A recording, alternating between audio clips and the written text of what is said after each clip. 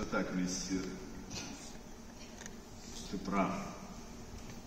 Горожане изменились внешне. Впрочем, как и сам город.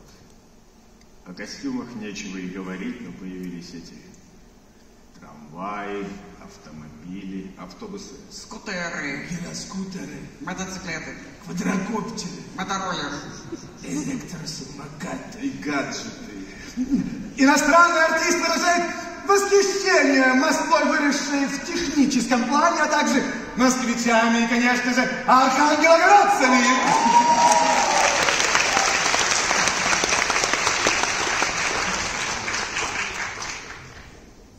Разве я выразил восхищение? Нет, месье, никакого восхищения вы не выражали. Так что же тогда говорит этот человек? Да он попросту соврал.